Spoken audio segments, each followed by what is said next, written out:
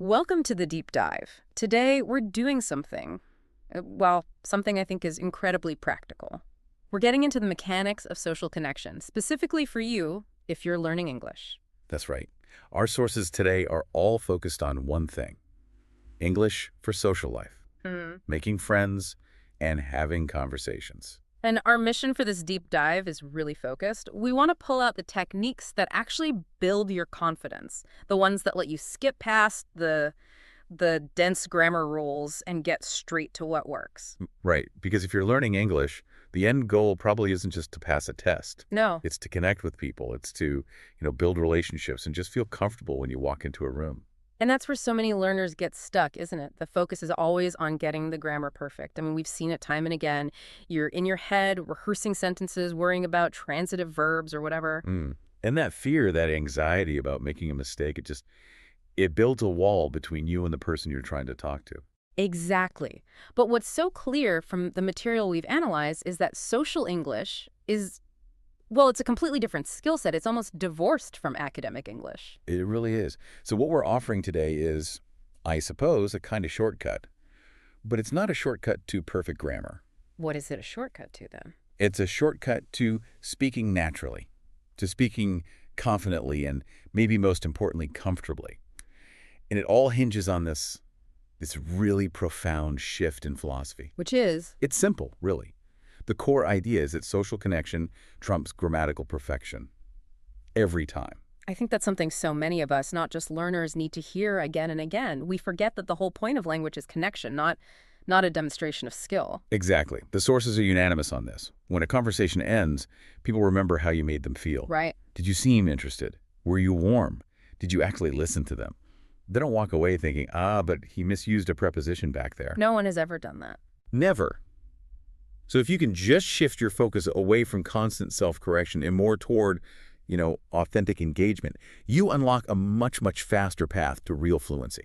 Okay, let's unpack that. Let's start right there with that psychological shift. This is section 1, the foundational mindset connection over perfection, because it feels like this is the very first barrier you have to break down. It is the cornerstone, absolutely. I mean, think about what's happening in your brain when you approach a conversation thinking, this is a grammar test. The pressure is immense. Immense. The cognitive load is just. Mm-hmm. It's off the charts. You're trying to listen, process what they're saying, translate it, formulate a response, and police your own speech for errors all at the same time. That sounds completely exhausting. I feel like even a native speaker would buckle under that kind of pressure. It's debilitating. The source material actually has a term for it: linguistic self-policing. Linguistic self-policing. I like that. And when all your brain power, all your cognitive resources are being funneled into checking for errors, it just starves the parts of your brain you need for fluidity, for spontaneity, for being a real person in a conversation. And the result is that your speech becomes slow and halting. Exactly. Halting, low confidence, which unfortunately can signal to the other person that maybe you're not sure about what you're saying or you're not comfortable. So the hesitation isn't necessarily a sign that you don't know the language. It's a sign that your brain's processor is just overloaded. Precisely. And this is why the sources are so blunt about it. They state very clearly, social English is not about perfect grammar. It's about creating a feeling of comfort. For both people. For both people. The moment you take that pressure off yourself, the moment you decide that success is measured by, a shared laugh or good eye contact, and not by perfect subject-verb agreement, you release that chokehold on your brain. I understand the logic, I really do. But for a learner who is genuinely nervous, how do they actually make that switch? How do you go from hearing this idea, connection over perfection, to actually doing it without feeling like you're just giving up on being competent? That is a fantastic question. And the research points to a standard. And that standard is functional comprehensibility. Meaning? Meaning, if the other person understands your core message, you've succeeded. You've met the minimum requirement. Everything else is just a bonus. The way to start practicing this is through something the sources call competent vulnerability. Competent vulnerability. Okay, tell me more about that. Means you go into it knowing and accepting that a few small errors might happen, but you deliver your message with warmth and confidence anyway. So you're projecting confidence even if you're not 100% sure about the sentence. Yes. Because confidence acts as a kind of linguistic validator. It's fascinating. If you project certainty, The listener's brain instinctively trusts your meaning, and it automatically smooths over any of the minor grammatical bumps. It's like an act of faith. Which brings us directly to the next point, 1.2. The communication versus grammar balance. We're basically moving the goalpost from technical perfection to relational success. Yes, exactly. The goal, as the material puts it, is to feel natural and confident. Yeah. And the sources really push for immediate, low-stakes practice. Why immediate? Because they want you to feel the psychological relief that this shift brings. As soon as you have that first conversation where you say, I go to Dubai last year instead of I went, and you realize the world doesn't end. Right. The whole game changes. The fear just shrinks. So let's talk about the practical side of that. If the goal is this emotional connection, then we're saying that the delivery, your tone, your body language, your sincerity is actually more important than the technical purity of the sentence. It's not just more important, it's Yeah. it's critical. Let's run a little thought experiment. 2 scenarios. Okay. Scenario A. A speaker says a perfectly constructed, complex sentence about their weekend, but they're looking at their shoes, they're pausing constantly, they're clearly anxious. I can picture that. Scenario B. Another speaker, they use a slightly wrong preposition. Maybe they mix up a word, but they're looking you in the eye. They're smiling. They're speaking with genuine enthusiasm. Yep. Which person do you feel more connected to?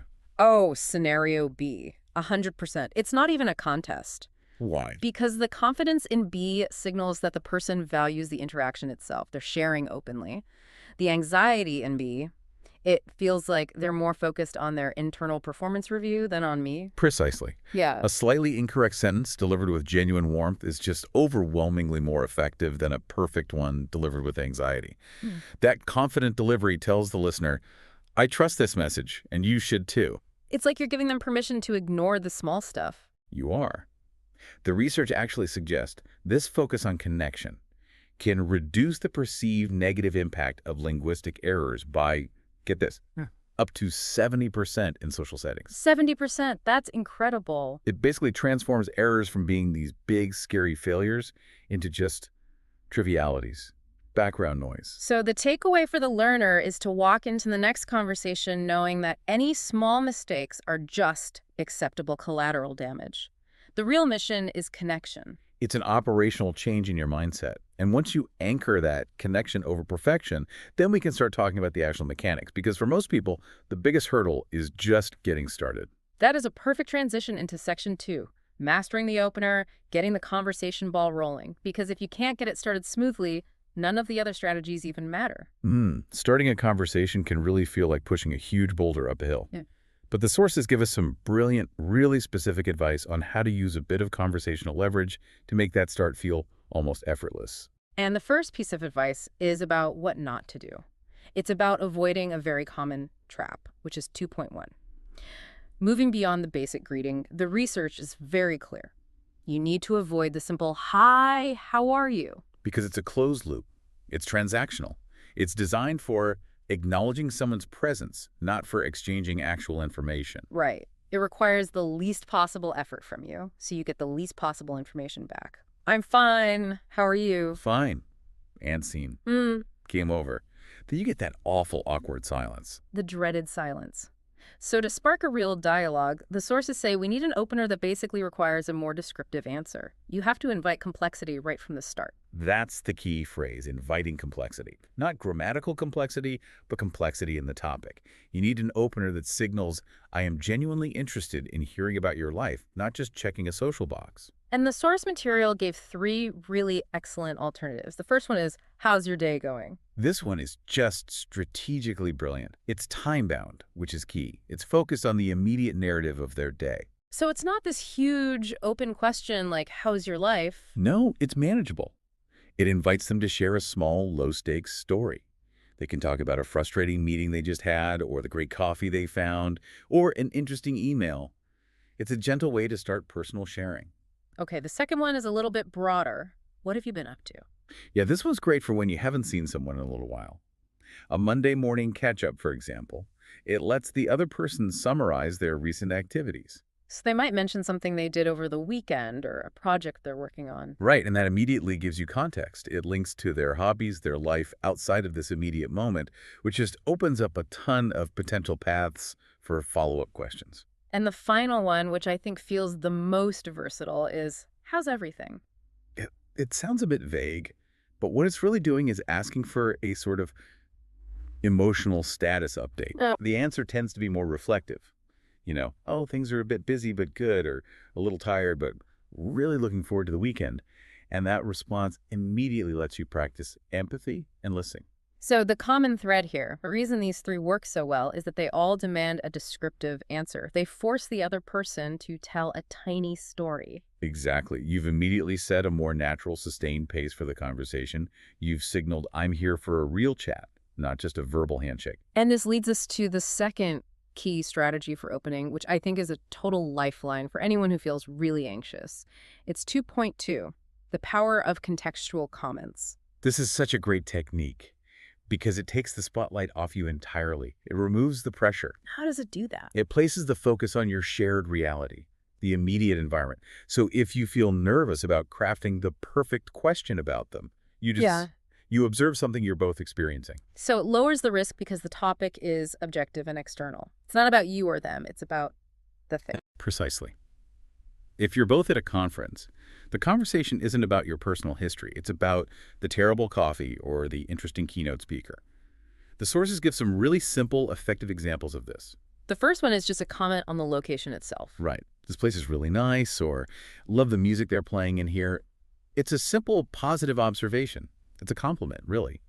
And it's so easy for the other person to respond to. They just have to agree or add a small detail. Then we have the classic, universal small talk topic. The weather. The weather is great today, or, my personal favorite, I can't believe how cold it is this week. And even though it seems trivial, commenting on the weather is actually about building solidarity. You're commenting on a shared pleasure or a shared struggle.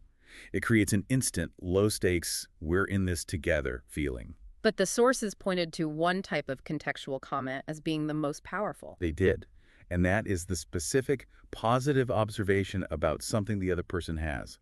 A compliment. For example, I love your bag, or that's a really cool watch. Exactly. Yeah. This is just gold. It does two things at once. First, it creates immediate goodwill. Who doesn't like a genuine compliment? But second, it almost always demands a story. How so? Well, if I say to you, I really like your jacket, what's your most likely response? Probably, oh, thanks, I got it on sale last year, or thanks, it was a gift. Right. Or thank you, I actually bought it when I was traveling in Morocco, and boom. The openers just handed you 4 or 5 new conversational pathways on a silver platter.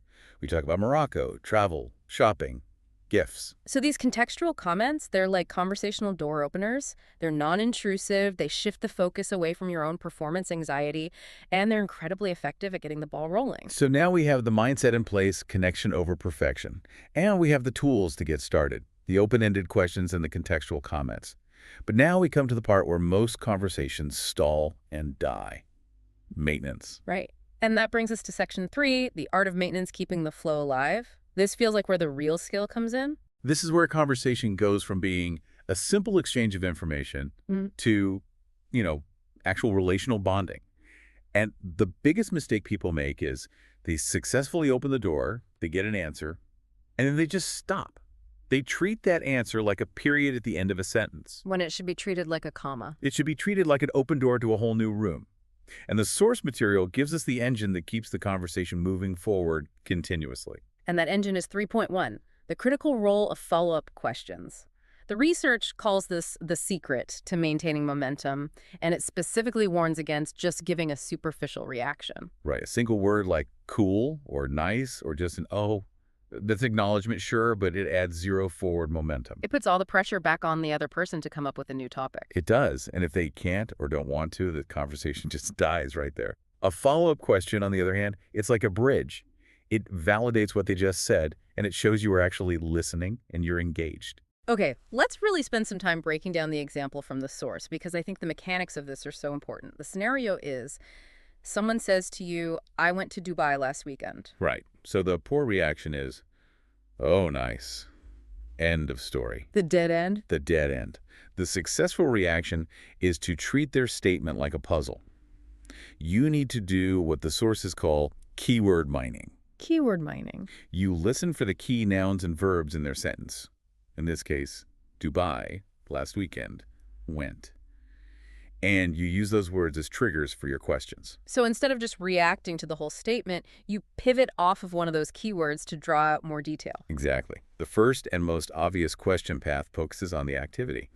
Oh. Wow, what did you do there? That's the most basic, but it's effective. It keeps their story moving. It does, but the research suggests we can go even deeper, that there are different levels of follow-up questions. Okay, what are the levels? So level 1 is factual. That's what did you do? Level 2 is more relational. Something like, oh, do you go there often? Or did you go with family? Ah, so that question targets their personal history with the place, their habits, their social life. Precisely. It opens up a whole different kind of conversation. And then there's level 3, which shows you are really listening for the texture of their experience. This is the logistical or the emotional follow-up. And the example they gave for this was brilliant. It was, how was the traffic? Isn't that a great question? It's genius because it jumps from the big, glamorous headline, Dubai, to a relatable, everyday human experience. Traffic. Everyone can relate to traffic. Everyone. And if they start talking about the traffic, they might reveal something funny about a taxi ride or their feelings about big cities. It humanizes the whole experience. You could also ask about something sensory, right? Like, was it incredibly hot or was the weather manageable? That invites a comparison. Perfect. Or an emotional follow-up. What was the one thing that surprised you most when you were there? That shifts the conversation away from facts and into opinions and feelings. And that's where real connection happens. The insight here is just so powerful. Every single answer someone gives you is a new starting point. It is. If you use a good keyword mind follow-up question, their answer creates a brand new conversational path. The dialogue literally sustains itself. So you never have to worry about running out of things to say because their answer is your next topic. Your role changes. You're not a performer trying to come up with clever lines. You're more like a facilitator, just guiding their story with your curiosity. And when people feel heard, they want to talk more, which takes all the pressure off you. But there's a risk here, isn't there? If all you do is ask question after question, you could start to sound like an interrogator. Yes, like a journalist. And we need to avoid that. Which brings us to the next crucial technique for maintenance. 3.2. Injecting personality with small details. This is what makes it feel like a real conversation and not an interview. This is the ingredient that shifts the dynamic from a functional Q&A to genuine social bonding. You have to move beyond just asking questions and start contributing tiny, relevant pieces of yourself. The key word there being relevant. Absolutely. It has to connect to what the other person just said. This is how you build common ground. It shows them they're not alone in their experience. The example from the source was about a location. If someone mentions a cafe, you could say, oh, I love that cafe too. Their coffee is amazing. Exactly. Let's break down what that one little sentence accomplishes. First, it's affirmation. You're validating their good taste. Second, it's reciprocity. You're sharing a small piece of your own preference, which stops it from feeling like an interview. And third, it opens up a brand new, very specific conversational path. Now you can talk about coffee or other cafes or your morning routines. It's the difference between a shallow interaction and a friendly one. Instead of just saying, that movie sounds good, you offer a relevant personal detail. Oh, I loved that movie. I thought the ending was so powerful, I actually went home and read about the real story it was based on. That level of specific detail signals something really important. It tells the other person, I didn't just hear your words, I really connected with what you said, and it sparked a thought in my own experience. It's a form of micro-vulnerability.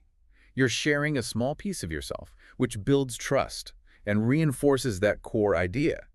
Connection is about shared understanding, not perfect syntax. It just adds so much warmth. Okay, so we've covered the mindset, how to open a conversation and how to keep it going. Now we need to sand down the rough edges, I guess, make it all sound smoother. Yes, which takes us to section 4. Sounding fluent and engaged bridges and active listening. This is about making the flow feel truly native and comfortable. And we have to address that anxiety point we mentioned earlier, the awkward silence, the conversational stall. The stall happens when the current topic just runs out of gas and the speaker panics because they can't think of what to say next. And this is crucial. They don't know how to introduce a new topic smoothly. And the sources provide 2 key ways to prevent that from happening. They do. The first one is simple preparation. This is 4.1. Preparing for smooth transitions and avoiding silence. It's about having a conversational safety net that you can deploy at a moment's notice. What does that safety net look like? It's a handful of general, universally safe conversation topics. These are the topics that almost everyone can say something about, and they're not likely to start an argument. And the 5 key topics the sources recommended were movies, food, travel, daily routines, and hobbies. The universal threads of human experience. So let's talk about how a learner can actually use these. Let's say the conversation about Dubai has finally run its course. How do you pivot from that to, say, food without it feeling clunky? You can't just shout food. You need a bridge.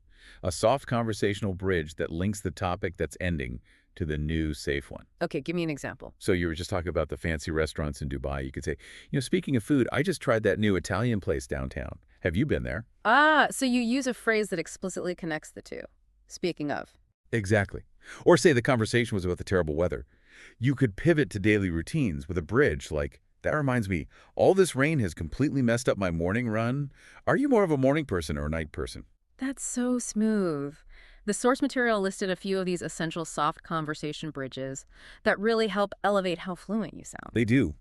And they serve a dual purpose. They signal a topic shift to the listener, but they also give you, the speaker, an extra second or two to gather your thoughts. So we had, by the way, speaking of that, and that reminds me. And we can add a few more.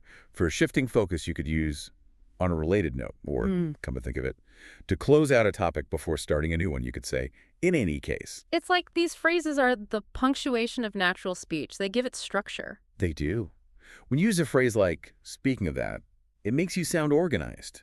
It implies that you found a clever connection between their topic and your new one, even if it's a little bit of a stretch. So it's not about having better grammar. It's about having a smoother structure to your conversation. You're signaling competence just by knowing how to change gears gracefully. And if you combine these bridges with your 5 safe topics, you're building an anti-anxiety toolkit. The learner should have one go-to question for each safe topic ready to go. So for movies, your question could be, what's the last movie you saw that really stuck with you? Perfect. And for travel. Maybe. If you could snap your fingers and be anywhere in the world tomorrow, where would you go? Exactly.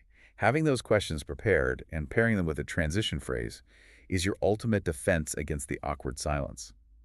But while sounding fluent is a big piece of the puzzle, the source material brings it all back to that foundational mindset with the final and most important skill. Which isn't about speaking at all. No. Yeah. It's 4.2. Being a good listener. The research is overwhelming on this point. Being a good listener is often far more important than speaking a lot. That has to be the most reassuring thing an anxious learner could possibly hear. It's the ultimate confidence booster. Your biggest contribution to a conversation might not be your brilliant vocabulary, but your focused attention. When you listen effectively, you are making the other person feel valued and heard, which is the absolute definition of social success.